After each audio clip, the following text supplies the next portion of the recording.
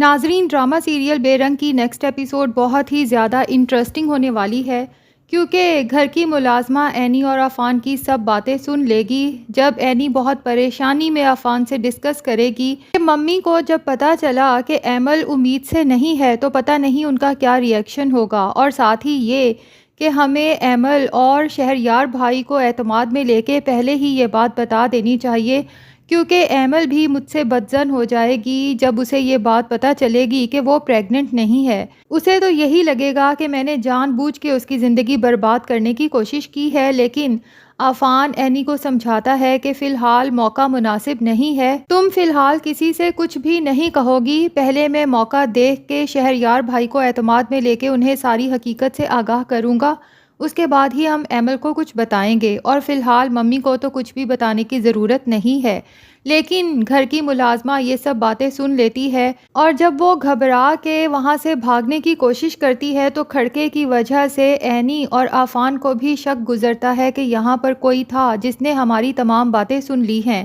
Any تو پریشانی سے عفان کی طرف دیکھ کر کہتی ہے کہ سبھی گھر والے تو ولیمے پر گئے ہیں، یقیناً کسی ملازم نے ہماری بات سنی ہے، لیکن عفان ابھی بھی اینی کو تسلی دیتا ہے کہ بے فکر ہو جاؤ، ہمارے گھر کے ملازمین کی یہ عادت نہیں ہے کہ ادھر کی بات ادھر لگائیں۔ لیکن یہ تو عفان کی خام خیالی ہے، ظاہر ہے ملازم جب اتنی بڑی بات سنے گا تو اصل مالک تک پہنچانے کی پوری کوشش کرے گا، کیونکہ اس کے عوض اسے بہت بڑا انعام بھی تو مل سکتا ہے۔ اور دوسری طرف شہریار کے لاکھ منع کرنے کے باوجود بھی فاخرہ بیگم حکم دیتی ہیں کہ ولیمہ آج ہی ہوگا اور پورے دھوم دھڑکے سے ہوگا، کیونکہ میں نے خاندان کے سبھی لوگوں کو انوائٹ کیا ہوا ہے۔ بیچارے شہریار کے لیے تو ڈبل امتحان ہو جاتا ہے، ایک طرف اس نے ایمل کو بھی تسلی دینی ہے اور دوسری طرف اس آئمہ کو بھی برداشت کرنا ہے جو کہ اسے بالکل پسند نہیں ہے۔ اور ایمل سوچتی ہے کہ کیا فائدہ ہوا اولاد کی خوشی دینے کا، اس کے باوجود بھی میری زندگی تو برباد ہی ہے۔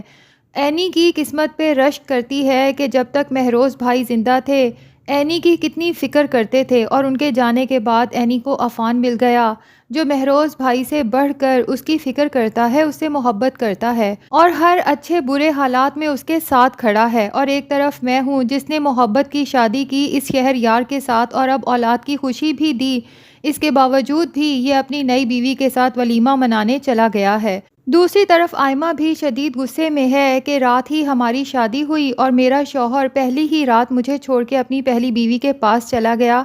لیکن دردانہ اسے سمجھاتی ہے کہ جوش سے نہیں ہوش سے کام لینے کا وقت ہے، اگر تم اسی طرح سے جوشیلی بن کے غصہ کرو گی تو شہریار تم سے مزید دور ہوتا جائے گا، البتہ اگر تم اس کی ساری کوتاہیوں کو اگنور کر کے اس سے بہت میٹھے انداز سے پیش آؤ گی تو ایک نہ ایک دن اسے احساس ہو ہی جائے گا کہ آئمہ کتنی اچھی ہے اور میں اس کے ساتھ کتنی ناانصافی کر رہا ہوں، خود ہی تمہاری طرف لوٹ آئے گا، کیونکہ یاد رکھو کہ مرد ہمیشہ محبت کی زبان سمجھتا ہے۔ آئمہ بھی اپنی ماں کے کہنے پر اس دفعہ عمل کرنا شروع کر ہی دیتی ہے، ولیمے کے لیے بہت اچھی سی تیار ہوتی ہے، اور جب شہریار نیچے تیار ہو کر آتا ہے تو بغیر کوئی گلہ کیے کہ رات کو آپ کہاں چلے گئے تھے اس کو وارم ویلکم کرتی ہے، بلکہ ساتھ میں سیلفیز بنانے کے لیے بھی کہتی ہے۔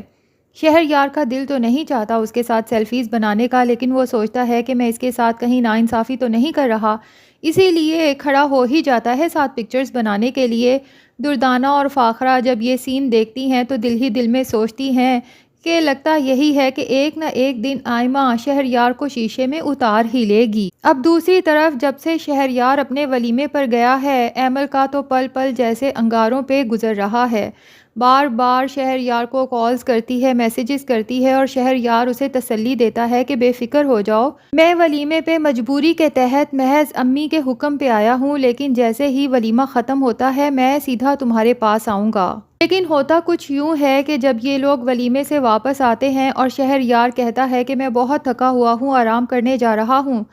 تو آئمہ بے باکی سے سب کی موجودگی میں ہی شہریار کو ٹوکتی ہے کہ کیا مطلب، آج پھر آپ ایمل کے پاس رکیں گے؟ شہریار اسے حیرت سے دیکھتا ہے کہ پہلے دوسرے دن کی دلہن اتنی بے باک کیسے ہو سکتی ہے، پھر بھی بڑے آرام سے کہتا ہے کہ ہاں وہ پریشان تھی، بار بار مجھے کالز میسیجز کر رہی تھی، تو ظاہر ہے اسی کے پاس جانا ہے، فاخرہ بیگم فوراً ٹوکتی ہیں کہ رات کافی ہو گئی ہے، اب تک وہ سو گئی ہوگی، بہتر یہی ہے کہ تم آج رات آئمہ کے ساتھ رکو۔ اور آئمہ بھی شہریار سے کہتی ہے کہ اگر وہ آپ کی بیوی ہے تو یاد رکھیں میں بھی آپ کی بیوی ہوں،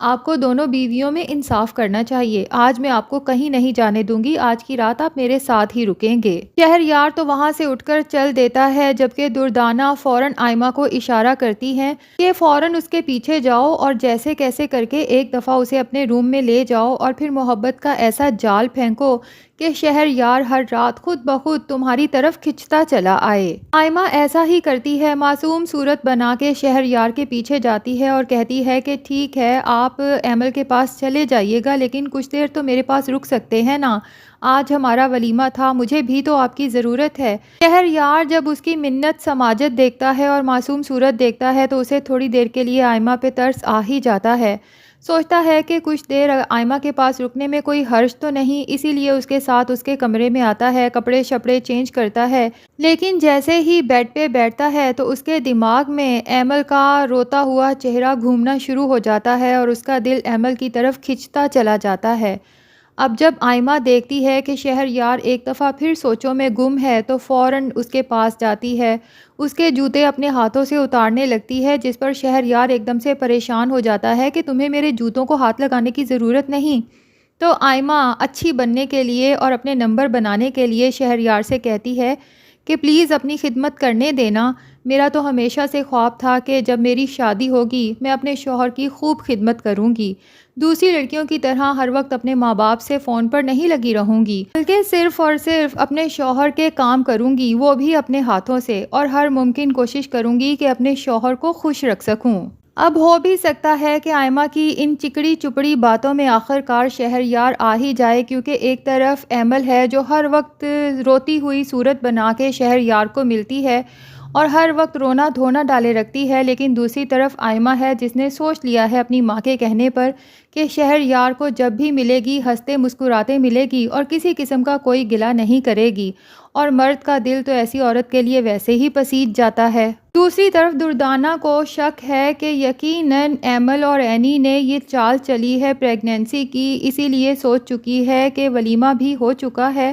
تو اب فاخرہ باجی سے کہوں گی کہ ایمل کو خود ڈاکٹر کے پاس لے کر جائیں اور اپنی پریزنس میں اس کا چیک اپ کروائیں تاکہ کنفرم ہو سکے کہ واقعی ہی وہ پریگننٹ ہے بھی یا بلا وجہ اپنے نخرے اٹھوا رہی ہے۔ اور اگلے دن جب ایمل کو پتہ چلتا ہے کہ کل ساری رات شہریار آئمہ کے کمرے میں رہا ہے تو اس کی برداشت تو جواب دے جاتی ہے، اپنی ساس سے کہتی ہے کہ ممی آپ اپنے بیٹے شہریار سے کہہ دیں کہ اگر اس نے آئمہ سے تعلق رکھنا ہے تو پھر وہ مجھے طلاق دے دے۔ فاخرہ بیگم کہتی ہیں کہ تمہارا دماغ تو ٹھیک ہے، تم پریگننٹ ہو، ایسے میں تمہیں شہریار کیسے چھوڑ سکتا ہے، جس پر ایمل کہتی ہے کہ میرا دماغ بالکل ٹھیک ہے، میں شہریار کو 2 حصوں میں بٹا ہوا برداشت نہیں کر سکتی۔ تو بہرحال برداشت تو ایمل کو کرنا ہی پڑے گا، اب دیکھنا یہ ہے کہ ایمل کی پریگننسی کی خبر سچ ہے یا پھر وہ رپورٹ سچ ہے جس میں پریگننسی نیگیٹو آئی ہے۔ ناظرین آپ کا اس کے بارے میں کیا خیال ہے کمنٹ سیکشن میں ضرور بتائیں، اور اگر ہمارے چینل پہ نئے ہیں تو پلیز چینل کو بھی سبسکرائب کر لیں۔